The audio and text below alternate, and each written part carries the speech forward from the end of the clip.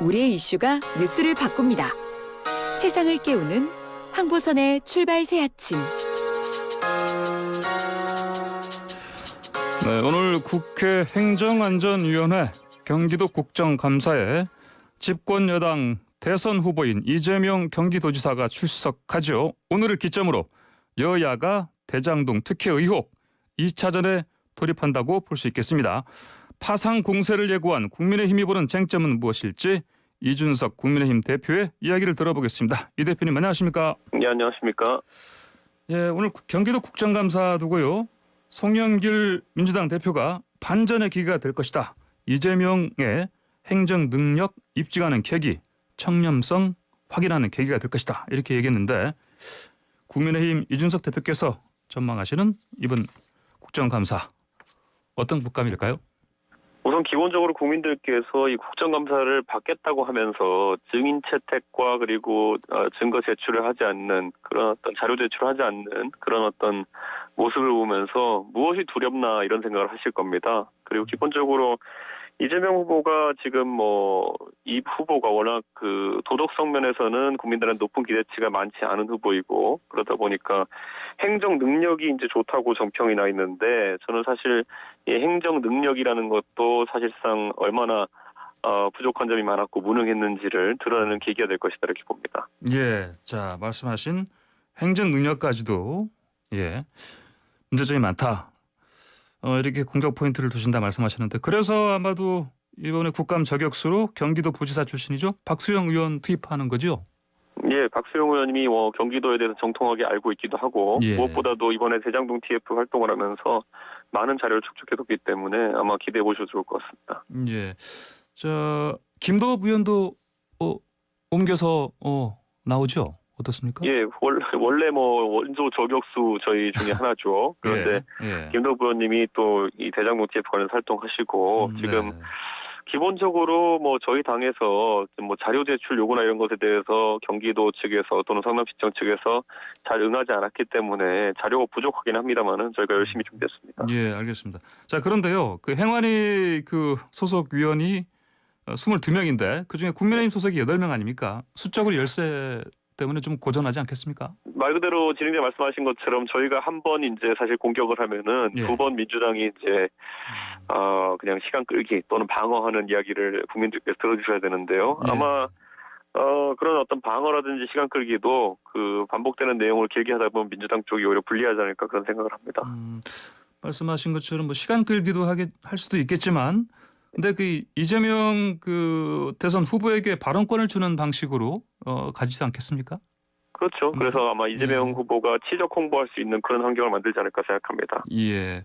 자, 아까 말씀하시기로 증인 채택도 힘들고요. 증거 자료도 지금 확보하기 힘들었다고 하셨는데 그럼 오늘 국감에서 구체적으로 어떤 전략으로 가는 겁니까? 아까 말씀드렸던 것처럼 이제 무능을 돋보이게 하는 것이 중요하다. 왜냐하면 이 대장동 건 같은 경우에도 결국은 본인이 치적 중에 하나를 홍보했던 건 아니겠습니까? 그런데 기본적으로 지금 배임으로도 고발돼 있고 무엇보다도 이런 민간 개발 방식, 민간이 복합 개발한 방식으로 해서 성남의 대장동 이외에도 여러 곳에 이제 펼쳐놓은 것들이 얼마나 사실 공공이익 환수라는 그런 어떤 빛 좋은 개살구에 그치는 그런 목표만 가지고 어설프게 계획된 것인지 또 우리 본인이 설계자였다고 계속 주장했는데 당장 지금 오늘 보도만 본다 하더라도 유동규 씨 같은 경우에는 사실 이런 것들을 기획할 만한 인물도 아니었고 또 그리고 본인이 소유한 자본에 따라서 이게 여기에 투자를 하기도 어려운 상황이었고 이런데 이름이 계속 나오는 것 자체가 또 다른 그분이 있다는 존재를 의미하는 거 아니냐 이런 생각을 계속 하게 됩니다. 예, 그 자료를 확보하는데 힘들었다. 그러면 혹시 그걸 보완할 만한 이를테면 제보센터에서 새로 확보한 어떤 게 좀 있습니까?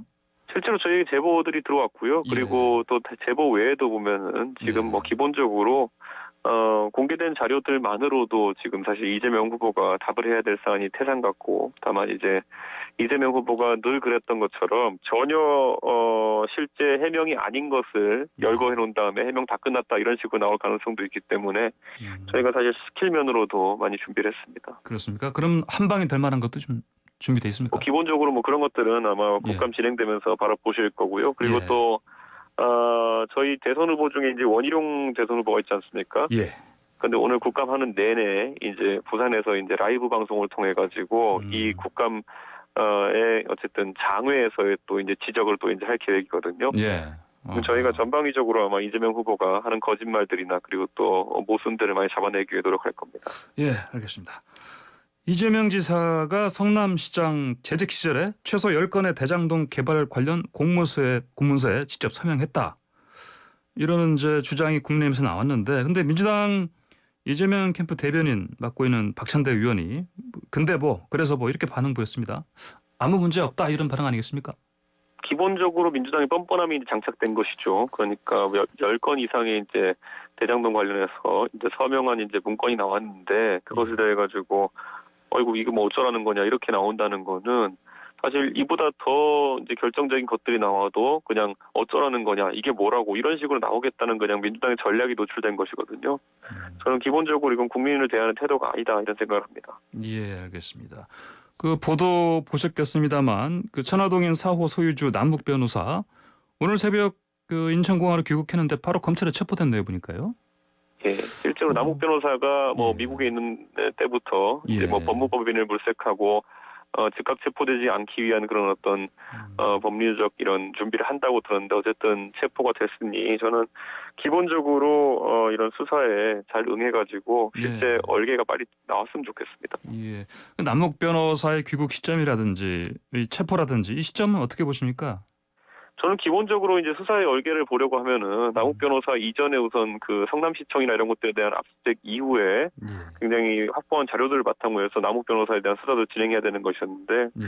지금 아시다시피 압수수색은 성남시청에 한참 전에 되었고 그나마 가장 중요한 부서들은 또 제외했다는 보도를 나오고 있습니다. 그렇기 때문에 저는 이런 식으로 지난번에 그 유동규 씨가 구속된 이후에 사실 이제 김만배 씨 구속은 또 실패하지 않았습니까? 네. 그런 것처럼 수사가 이렇게 순서가 안 맞아 들어가고 기본적으로 부실한 어떤 수사가 진행되는 것에 대해서 상당한 우려가 있습니다. 그렇더라도 어쨌든 이 남 변호사가 체포됐으니까요. 이 사람이 무슨 말을 할지 아무래도 수사의 어떤 변곡점을 기대할 수 있지 않겠습니까? 기본적으로 이 관련된 주체들이 결국에는 초기에 떠넘기기를 많이 하려고 할 것으로 보입니다. 그렇기 때문에 네. 남욱 변호사도 그렇고 말하는 것들이 자기 방어적이고 또는 또 그럴 수는 있겠지만은 결국 이분들이 다 말을 하기 시작하면은 모순점들이 드러나고 또 기회에 따라서 대지를 한다든지 이런 걸 통해 가지고 진짜 진실이 뭔지 파헤쳐질 것이라고 봅니다. 김은혜 의원이 그 공개한 녹취 있지 않습니까? 그 안에 보면은 그 남 변호사가 이런 얘기했다고 하지 않습니까? 이재명 시장이 재선되면은 유동규가 사장되고 사업이 빨라진다. 이 발언 중요한 겁니까? 기본적으로 유동규 씨가 다시 말하지만은 개발 사업이나 이런 것에 대해 가지고 전문성이 있는 분이 아니었습니다. 그럼에도 불구하고 저런 어떤 공직 임명이라든지 공기업 인턴에 대해 가지고 미리 이렇게 이야기가 나왔다는 거는 분명히 유동규 씨도 이재명 후보한테 들은 바가 있을 것이고 그리고 이재명 후보도 유동규 씨에게 뭔가 약조를 한 것이 있고 큰 설계 밑에서 유동규 씨 역할이 있지 않았나 이런 생각을 하게 됩니다. 그렇기 때문에 남욱 변호사의 그런 증언이라고 한다는 것은 실제로 확인된다면은 이것보다 더한 어떤 스모킹 건이 어디 있겠습니까? 그런데 이것도 또 역시 민주당 측에서는 이게 뭐라고 이런 식으로 나올 가능성이 높습니다. 그게 그런 전략인 것 같습니다. 예. 아까 잠깐 그 언급하신 그 성남시청 압수수색할 때 근데 그 시장실은 압수수색 하지 않았습니다. 이게 왜 그랬다고 보십니까? 이거는? 좀 기본적으로 압수수색하려면 전방위적으로 해야 되는 것인데 지금 이런 것들이 자꾸 누락되는 것이 저는 상당히 검찰에서 뭐라고 해야 될까요?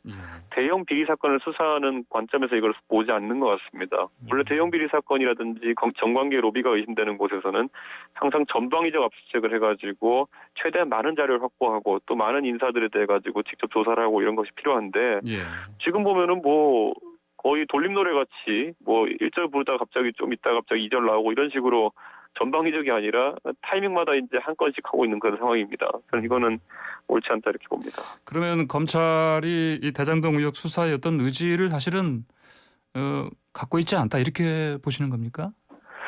저는 그래서 대통령께서도 초기에 이제 이야기하실 때 예. 그 수사에 대해 가지고 좀 경찰과 검찰을 독려하는 모습을 보이셨는데 예. 제가 이게 계속 이제 모순인 게 뭐냐면은 과거에 윤석열 검찰총장 임명하면서 열심히 수사해라 그래가지고 성역 없는 수사해라 그래가지고 윤석열 전 총장이 성역 없는 수사를 했더니만은 뭐 이제 사실상 불이익 조치를 주고 굉장히 괴롭히지 않았습니까? 그러다 보니까 지금 와가지고 검찰과 경찰도 대통령의 그런 의지를 듣는다 하더라도 이게 진짜 수사하는 거냐 말하는 거냐 이렇게 약간 헷갈릴 수 있는 상황이 왔다고 보거든요. 저는 그래서 지금 사실 뭐 검찰 경찰은 이러지도 저러지도 못하는 상황. 예. 수사는 세게 하라고 하는데 예. 과거를 보면은 세게 한 사람들이 전부 다 불이익 받고 한동훈, 윤석열 이런 사람들이요. 네네. 그렇기 때문에 진퇴양난인 상황이다 이렇게 보이고 특히나 그 문재인 대통령께서 뭐 국감 이후에 만약 이재명 후보를 만나가지고 직접 만나가지고 이렇게 격려하는 모습이라든지 이런 걸 혹시 보인다고 한다면은 네. 경우 수사기관 입장에서는 저 사람 빼고 하라는 건가 이런 생각도 할 수 있습니다. 그래서 상당히 곤란한 지점에 놓여 있다는 생각이 듭니다. 예. 이재명 지사와 대통령이 만나는 그 시점이 사실은 국감 전에도 있을 수 있다 이런 얘기는 있었는데 그건 뭐 결국은 이제 국감 후에 되는 걸로 지금. 아무리 그리고 대통령 후보가 여당 대통령 후보가 대통령을 만나는 것이 어느 정도 관례화돼 있다 하더라도 예. 대통령께서 이번엔 좀 조심하셨으면 좋겠는 것이 그 사실 이재명 후보 같은 경우에 지금 세간의 가장 큰 의혹 중에 하나인 대장동 사건에 대해 가지고 자기 변명적으로 일관하고 있고 지금 뭐 현란한 그냥 뭐 비유만 계속 들고 있죠. 뭐 한전 직원이니 무슨 뭐 노벨과 다이너마이트니 이런 이야기만 하면서 그리고 뭐 지난번에 또 시아버지 이런 얘기까지 했습니다. 이런 것만 하면서 내용은 해명하지 못하고 그냥 빙빙 돌리고 있거든요. 여기에 대통령께서 이재명 후보를 갑자기 만나게 된다면은 예. 대통령의 핵심 지지층에게 보내는 메시지가 될 수 있습니다. 그래서 좀 조심했으면 좋겠습니다. 예, 알겠습니다. 그러면 이준석 대표께서는 결국은 지금의 어떤 검찰의 수사 상황을 보셨을 때 여전히 특검으로 가야 된다 이런 판단이신 거죠? 기본적으로 뭐 김호수 총장의 과거 성남시 뭐 고문 변호사 활동도 이제 예. 이야기가 됐었고 예. 전체적으로 뭐 그런 거는 의심밖에 안 되지만은 지금 검찰이 하고 있는 수사 자체가 과거의 대형 비리 수사할 때에 비해 가지고 훨씬 강도가 약하고 범위가 약하다는 그런 인상을 지금 많은 국민들에게 주고 있습니다. 예. 그렇기 때문에 저는 이 건에 대해서는 특검을 바라는 국민들의 목소리가 갈수록 커질 것이다 이렇게 봅니다. 예. 자, 그 특검 촉구하는 그 1인 시위, 도보 1인 시위 벌이셨는데요. 이준석 대표께서 그 피켓 문구에 대해서 선관위가 제동을 걸었네요, 보니까요. 근데 뭐 저희가 봤을 때는 뭐 이재명 지사가 이제 사실 이 시성을 가지고 있기 때문에 예. 저는 그런 부분 강조하는데 뭐 또 색깔에 따라서 또 다르게 또 판단하고 뭐 선관위가 그렇게 할 수 있겠지만은 기본적으로 특검을 바라는 국민들의 열망을 막아서진 못할 것입니다. 예. 특검 관련해서 또 계획하시는 게 있습니까? 저희가 기본적으로 뭐 강경 투쟁을 계속 지속해 나갈 것이고 예. 사실 대국민 홍보전을 지속해 나갈 것입니다. 그리고 혹시 그냥 어떤 분들이 저에게 단식이냐 아니면 삭발 안 하냐 그러시는데 저는 예. 뭐 그거는 사실 보수 정당에서 한 지난 2년 사이에 좀 제가 봤을 때는 좀 과격하게 깃든 문화다 이렇게 생각하는 것이고 예. 저는 뭐 그에 못지않게 진정성을 보일 수 있지만은 또 많은 국민들과 접촉면을 늘릴 수 있는 도보 투쟁 방식을 계속 선호하겠습니다. 예. 그러니까 단식이나 삭발 이건 안 하시고 다만 진정성을 보일 수 있는 다른 방식으로 1인 시위 같은 거 하시겠다 이런 말씀이신 거죠? 예, 지금 벌써 서울을 포함해 3개 도시에서 지금까지 도보 투쟁을 했고 예. 이제 오늘 부산에서 또 이제 서면 지역에서 할 것입니다. 그렇기 때문에 최대한 전국의 많은 국민들이 저희 의지에 동참할 수 있도록 그렇게 예. 전국 순회하면서 도보 투쟁을 하겠습니다. 너무나 많이 걸어 다니시는 거 아닌가요? 뭐 저희 집 뒤에 수락산이라 가지고 산 예. 타는 거 걸어 다니는 건 자신 있습니다. 예, 알겠습니다. 자, 국민의힘 대선 경선 레이스 좀 가보시죠. 그 주자 4명이 지난 금요일부터 이제 1대1 마스토론을 시작했는데 평점 몇 점 주시겠습니까? 저는 기본적으로 지금 전 뭐 B 이상 주겠습니다. 학점을 준다면은. B 이상.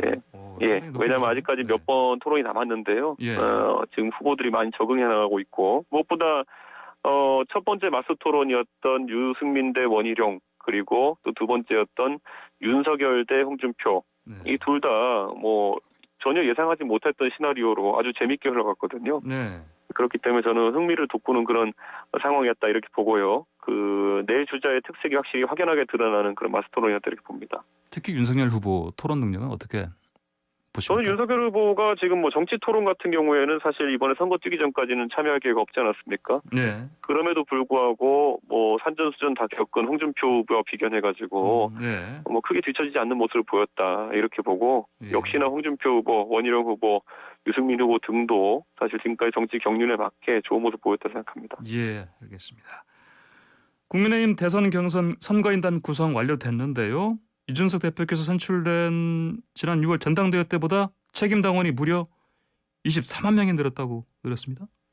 예, 거의 2배가 됐다 이렇게 보시면 되는데요. 저희 2배. 당원들이 이렇게 많이 늘어났기 때문에 네. 지금까지 저희가 당내 선거에서 가졌던 방정식들, 예를 들어 영남 몰표를 받으면 된다 이런 것들은 더 이상 동작하지 않게 됐습니다. 물론 아직까지 영남 비중이 다른 지역에 비해서 높기는 하지만은 이제 수도권이 제일 유권자가 많은 그런 어떤 당원이 제일 많은 지역으로 되었기 때문에 예. 수도권 중도층 그리고 젊은 세대의 표심을 얻는 사람들이 승리할 것이다 이렇게 봅니다.